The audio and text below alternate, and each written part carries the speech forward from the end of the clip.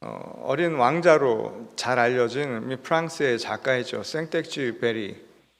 그가 자신의 저서 인간의 대지라고 하는 곳에서 인간성에 대해서 우리에게 정의를 내린 바가 있습니다. 정말 인간다운 인간은 어떤 모습인가 라는 것이죠. 인간이 된다는 것, 그것은 바로 책임을 지는 것이다. 그것은 자신과 관계없는 것처럼 보이는 비참함 앞에서도 부끄러움을 느끼는 일이다.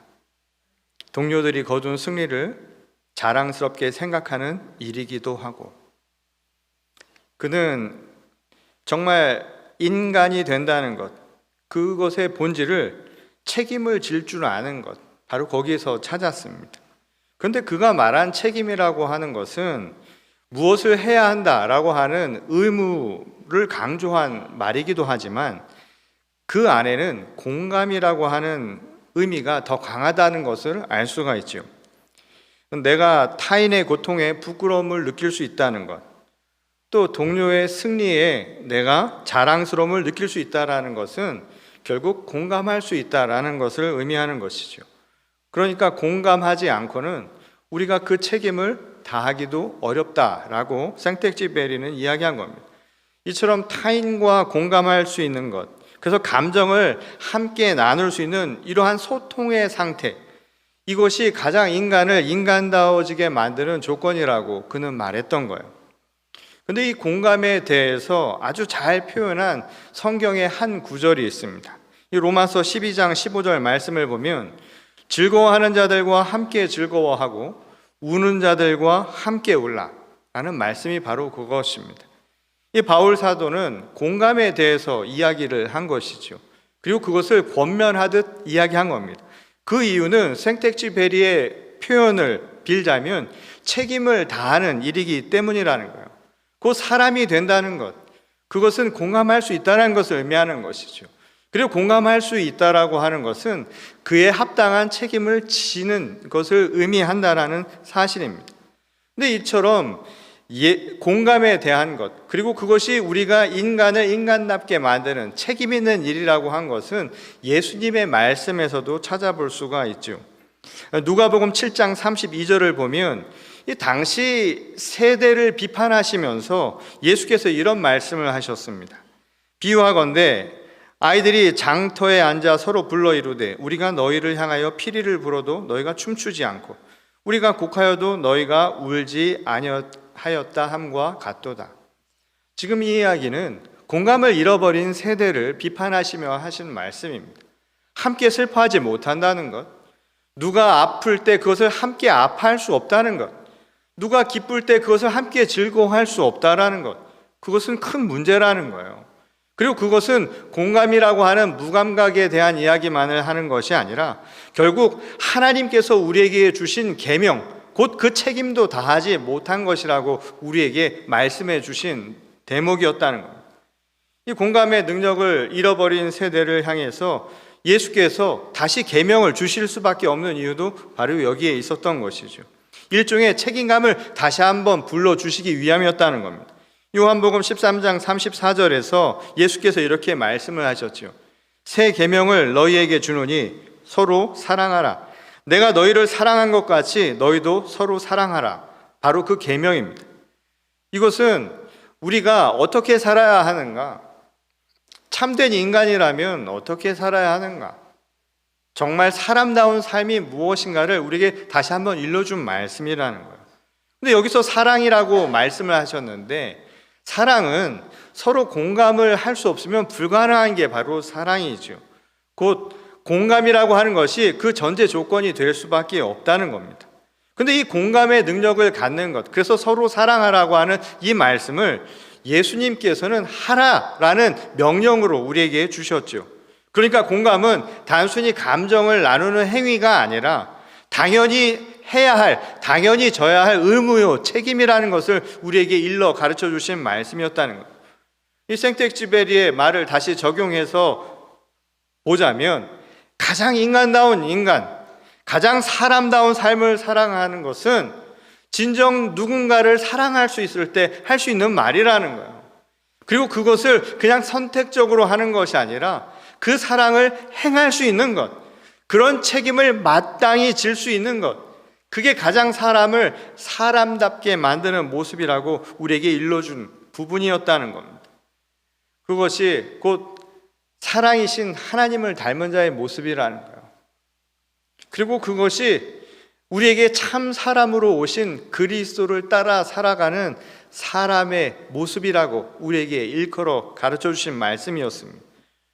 그렇다면 이 성경에서 말씀하고 계신 참 하나님의 형상, 그리고 참 사람의 모습은 어떤 모습을 두고 일컬은 말씀이었을까요?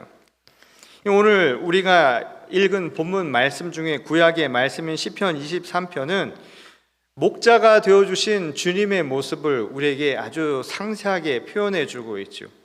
그것은 힘들어 살아가는 길을 잃어버린 양떼와 같은 우리들에게 목자가 되어주어 찾아주신 주님을 이 찬양하며 종종 부르는 애송시로 잘 알려져 있는 말씀이기도 합니다.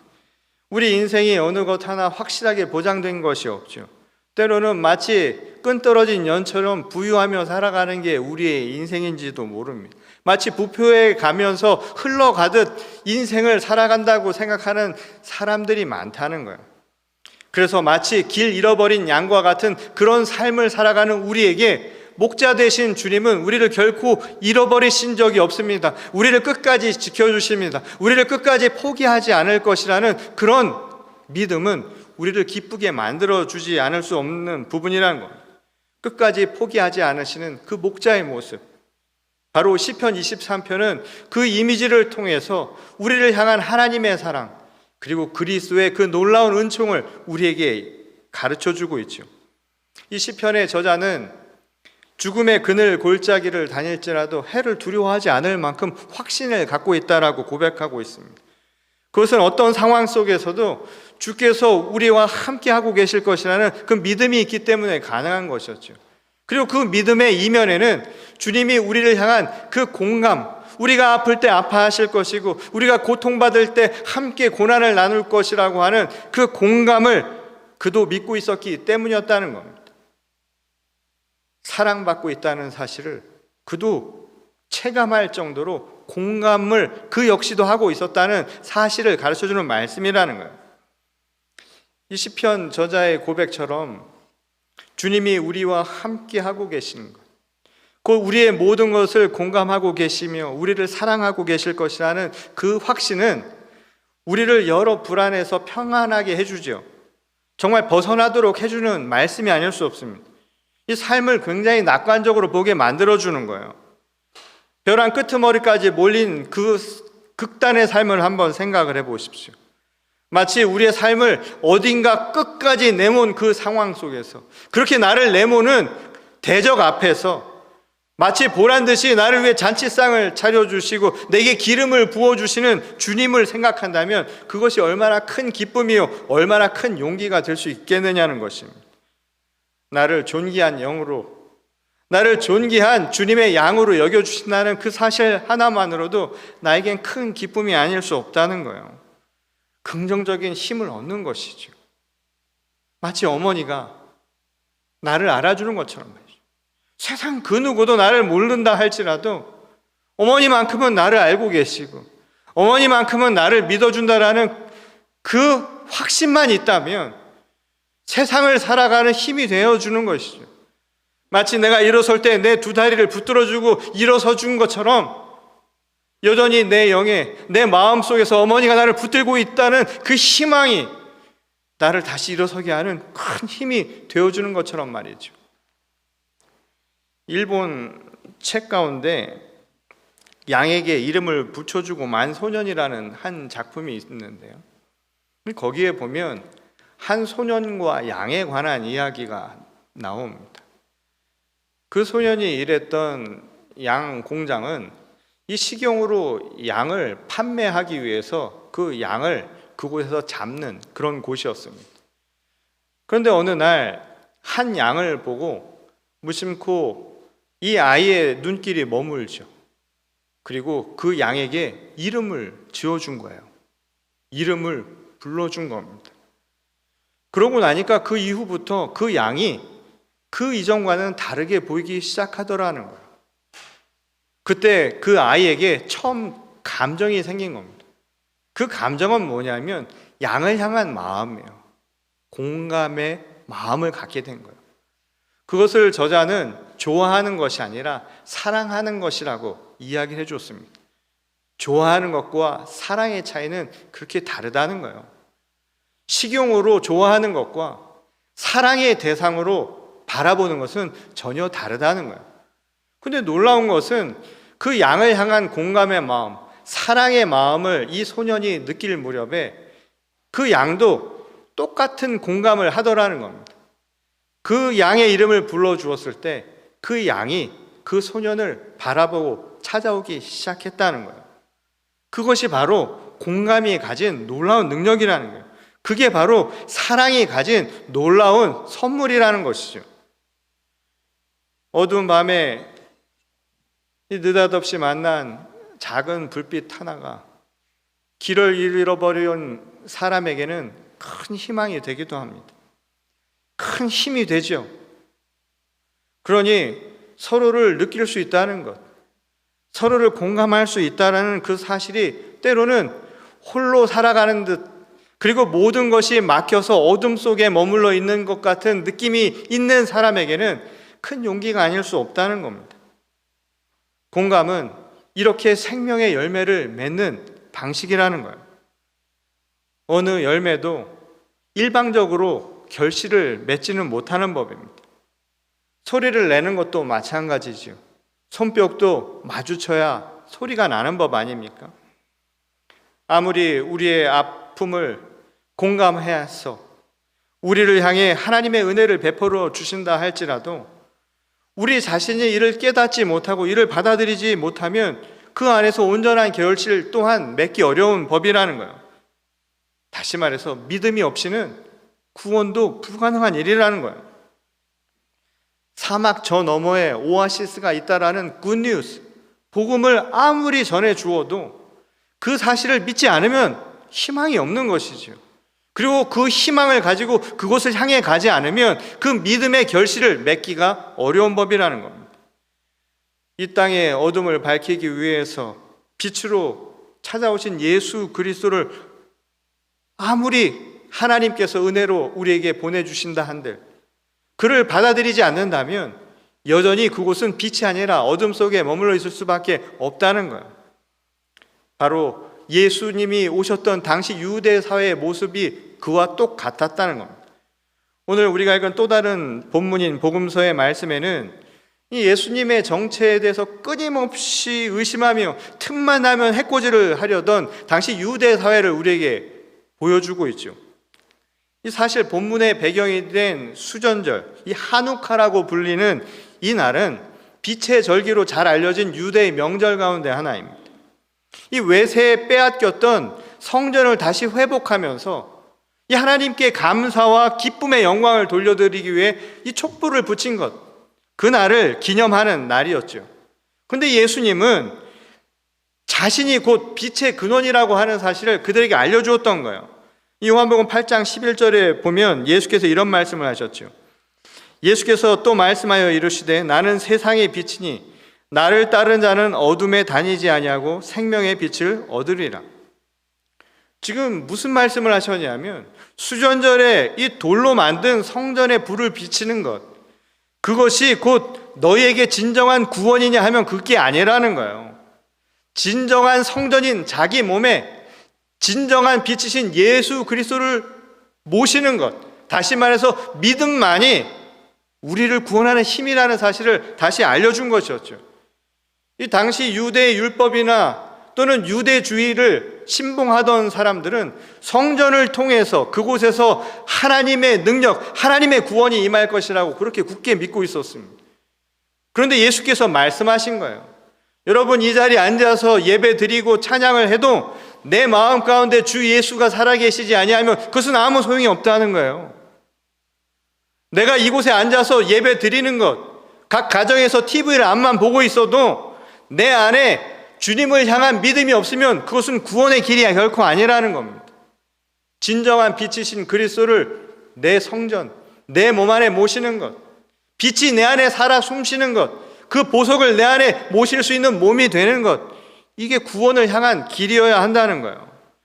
오직 빛이신 그리스도를 통해서만 구원을 얻을 수 있다는 말씀이었던 것이죠. 그런데 이러한 빛을 사람들이 정작 보면서도 그 사실을 깨닫지 못한다는 거예요. 그래서 예수께서는 그것을 눈먼 상태에 비유를 하시지 않았습니까? 요한은 그 이유를 하나님께로부터 난 자가 아니기 때문이라고 우리에게 전한 바가 있습니다. 요한복음 1장 말씀에 보면 참빛 곧 세상에 와서 각 사람에게 비추는 빛이 있었나니 그가 세상에 계셨으며 세상은 그로 말미암아 지은 바 되었으되 세상이 그를 알지 못하였고 자기 땅에 오매 자기 백성이 영접하지 아니하였으나 영접하는 자 곧 그 이름을 믿는 자들에게는 하나님의 자녀가 되는 권세를 주셨으니 이는 혈통으로나 육정으로나 사람의 뜻으로 나지 아니하고 오직 하나님께로부터 난 자들이니라. 지금 요한은 이야기한 겁니다. 이 빛을 알아보지 못하는 것, 진정한 빛이신 그리스도를 알아보지 못하는 것, 그래서 여전히 어둠 속에 머물러 있는 것은 결국 눈을 감고 있었기 때문이라는 거예요. 그것은 실제로 눈이 먼 게 아니라 의도적으로 눈을 뜨지 않았기 때문이라고 말한 것이죠.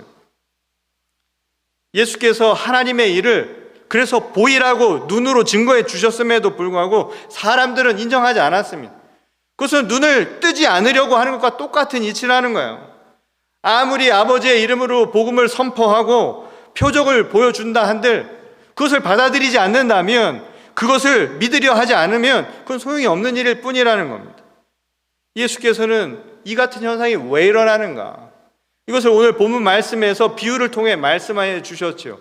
내 양이 아니기 때문이라고 말씀하신 거예요. 이 앞에서 요한이 한 말로 다시 바꿔 이야기하자면 하나님께로부터 난 자가 아니기 때문이라는 겁니다. 그러면 이런 질문이 가능하겠죠. 그러면 예수께서 말씀하신 내 양은 원래부터 그렇게 난 자여야 하는 겁니까? 말하자면 주님이 말씀하신 양은 이미 날 때부터 정해진 것일까요? 그렇게 말하기는 어렵죠. 하나님께로부터 난 자와 그렇지 않은 자가 애초부터 정해져 있다고 한다면 우리가 믿을 필요가 뭐가 있겠습니까? 우리가 뭘 하겠습니까? 흔히 구원파가 하는 말이 다 그런 것 아닙니까? 그럼 우리가 할 게 뭐가 있습니까? 다 정해진 것 뿐인데, 하나님이 마치 인간을 아무런 자유나 의지를 주지 아니하시고 하나님이 움직이는 대로 움직이는 기계적인 인간을 만들었다면, 인형이나 꼭두각시 같은 인형을 만드셨다면 모르지만 우리는 분명히 자신의 생각과 선택을 할 수 있는 의지를 가진 존재 아닙니까? 우리에게 자유를 주셨다는 거예요. 그러니까 날 때부터 믿음이 있는 자와 없는 자가 따로 구별되었다라고 말하기는 상당히 어렵다는 거예요. 사실 양도 생각해 보십시오. 양은 결국 다 주님의 양 아닙니까? 세상에 태어난 모든 존재는 다 주님의 자녀들 아니냐 이 말인 것이죠. 우리는 주님으로부터 당연히 사랑받을 존재로 이 땅에 나온 것 아니냐 이 말인 거예요. 내게 이름을 붙여주는 그 순간 나는 하나님으로부터 사랑받는 존재가 되었다라는 것, 마땅히 사랑받아 당연한 존재가 되었다는 것, 이것은 당연한 이치라는 거예요. 그래서 주어진 배경에 상관없이, 내가 무엇을 소유한 것에 상관없이, 나의 상김사와 상관없이, 내 조건에 상관없이 우리 모두는 하나님으로부터 사랑받는 당연히 지극한 존재라는 것이죠. 다만 그 차이를 만들어내는 것은 그 사랑을 공감하는 자와 공감하지 못하는 사람의 차이만 있을 뿐이라는 거예요. 사람 같은 사람이 있는가 하면 그렇지 못한 자만 있을 뿐이라는 거예요. 그것이 곧 참 사람이신 그리스도를 닮은 사람, 하나님의 형상을 닮은 자와 그렇지 않은 차이를 만들어냈을 뿐이라는 겁니다. 예수께서 내 양이라고 특별히 구별한 것처럼 자신의 양을 지칭한 까닭도 마찬가지라는 거예요. 그러니까 주님이 말씀하신 그 양, 내 양이라고 하는 것은 목자가 양들을 그 공감하면서요, 그들을 돌보고 계시는 것을 알고 있는 존재, 그들이 다 그 양이라는 거예요. 그래서 그 양이 쫓아갈 수 있으면, 그 사랑을 따라갈 수 있으면 그게 다 그 양이라는 것을 증명해 준다는 겁니다. 이름을 불러주었을 때 그에게로 가서 꽃이 될 수 있는 존재가 되는 것, 이름을 가진 사랑받는 존재라는 것을 내가 알고 그에게로 가서 그의 꽃이 될 수 있는, 그게 바로 내 양이라고 부른 그 양의 존재라는 겁니다. 그리고 그들이 바로 정말 사람다운 사람, 그리스도의 형상을 닮은 주님의 자녀들의 모습이라는 거예요. 하나님이 우리에게 살아갈 우주를 주셨죠. 근데 그 우주 가운데 특별한 우주가 하나가 있습니다. 어떤 사람은 우리 모두에게 우주가 있는데 그 우주는 바로 어머니라고 이야기한 바가 있습니다. 자식에게 어머니는 우주와 같은 존재라는 거예요. 전부라는 거예요. 그러니까 우리는 누구나 다 자기만의 우주를 가지고 있는 사람들이죠. 얼마나 감사한 일입니까? 내가 우주를 가지고 있다는 그 사실 하나만으로도.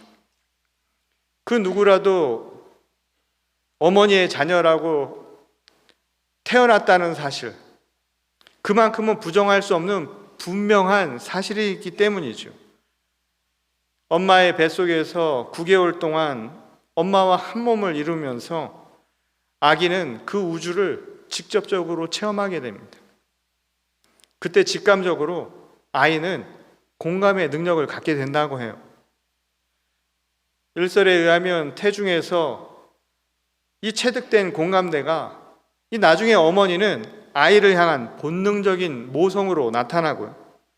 아기에게는 엄마와의 그 애착을 강화시키는 일종의 기제로 작용한다고 하죠.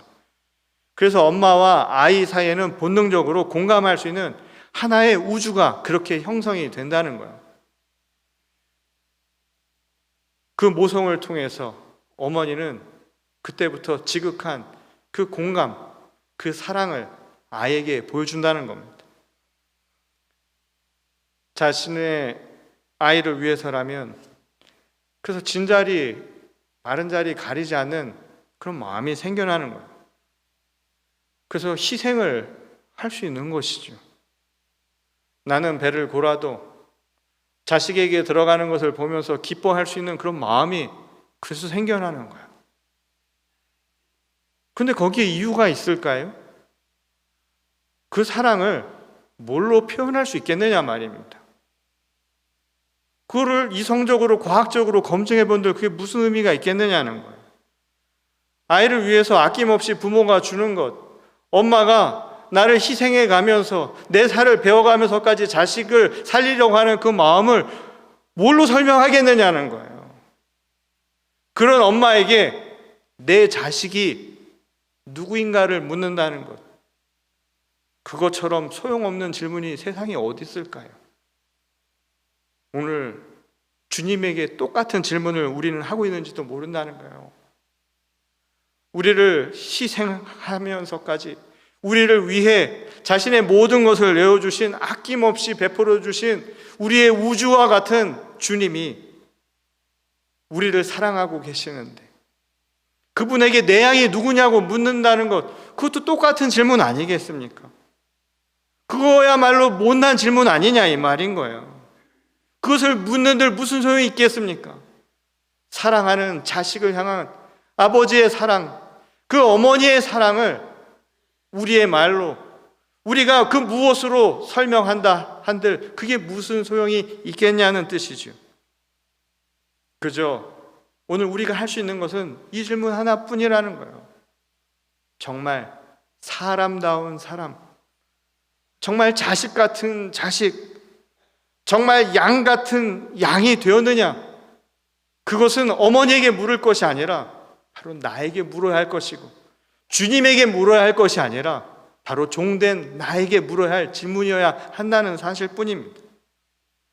주님이 말씀하신 내 양은 그런 의미에서 특별히 구별된 존재가 아니라는 거예요. 우리에게 베풀어 주신 한량없는 사랑, 우리를 향한 그 공감의 마음을 함께 공감할 수 있는 사람이라면 충분하다는 거예요. 그리고 그 공감의 마음을 가지고 나에게 베풀어 주신 그 사랑을 나도 함께 베풀며 사랑할 수 있으면 그것으로 족하다는 거예요. 우리에게 주신 또한 다른 사랑의 놀라운 사실이 한 가지가 있죠. 그것은 뭐냐 하면 사랑에는 유효기간이 없다는 바로 그 점입니다. 여러분, 사랑은 변함이 없는 거예요. 우리를 향한 아버지의 사랑, 주님의 사랑은 변함이 없는 겁니다. 유효기간이 없습니다. 자식을 향한 어머니의 사랑은 유효기간이 없어요. 날 때부터 죽을 때까지 그 아이를 향한 사랑은 끝이 없습니다. 10손가락 깨물어서 아프지 않은 손가락 없다고 이야기한 것처럼 누가 내 양이냐고 묻지도 않고 누가 내 자식이냐고 묻지도 않습니다. 그게 그냥 사랑인 거예요.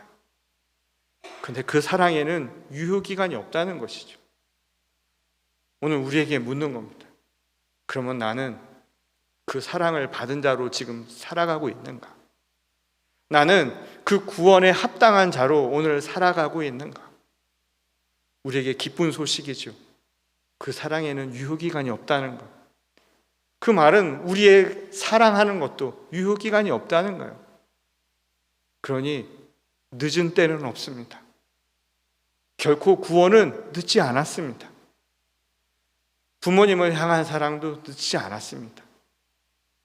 제자들은 이제 떠나버린 주님을 생각하며 이제 어떻게 그 사랑을 되갚느냐고 물었겠지요.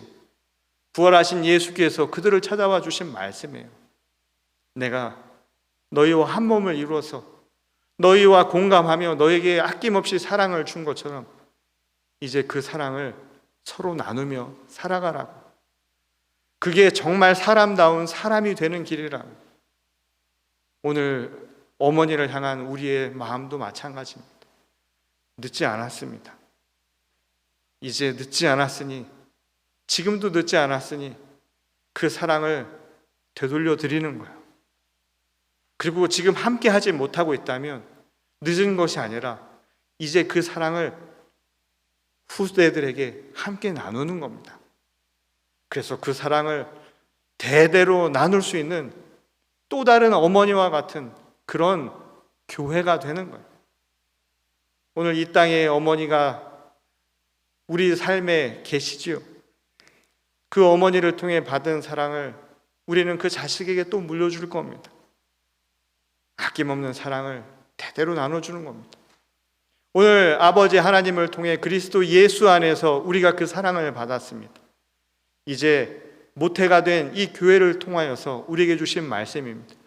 이제 그 사랑을 함께 나누며 살아가는 것이죠. 그것이 바로 누가 내 양인가를 묻기 이전에 오늘 내가 주님의 양으로 살고 있는가, 정말 사람다운 사람으로 살고 있는가를 묻는 그 질문에 대한 해답이라는 사실입니다. 오늘 어머니 주일을 맞이해서 주시는 이 말씀에 모두가 응답할 수 있기를 소원합니다. 특별히 오늘 이 땅에 생명의 원천으로 보내어 주시고 또 우리 육신에 정말 큰 용기와 힘을 불어넣어 주신 이 어머니들을 축복합니다. 이 땅의 모든 어머니들마다 하나님의 놀라운 은총이 함께 하시기를 바랍니다. 그리고 그 사랑을 받은 자녀들이 서로 함께 나누고 그 어머니의 사랑이 헛되지 않은 정말 자식 같은 자식으로서, 주님의 양떼 같은 양의 모습으로서 오늘 자신의 삶을 가꾸어 나갈 수 있는 정말 충성하고 효도하는 주님의 교회와 성도가 될 수 있기를 주님의 이름으로 간절히 축원합니다. 우리 다 같이 기도하겠습니다. 아버지 하나님, 감사를 드립니다. 오늘 우리에게 주신 말씀을 생각하며 다시 한번 고백하기를 원합니다. 진자리 마른 자리 가리지 아니하고 우리를 보호하시고 지켜주신 어머니의 사랑, 그 사랑에 보답하는 삶을 살아가는 귀한 자식들 되게 하여 주시옵소서. 우리에게 이름을 붙여주시고 평생을 사랑해 주신 것처럼 우리 영에 하나님의 자녀라 이름을 불러주시고 끝까지 함께 하시는 하나님을 믿고 구원의 길을 완수하는 주의 거룩한 교회와 성도들이 되게 하여 주시옵소서. 오늘 이 시간 주신 은혜에 감사드리오며 사랑이신 우리 주 예수 그리스도의 이름으로 감사하며 기도드렸습니다. 아멘.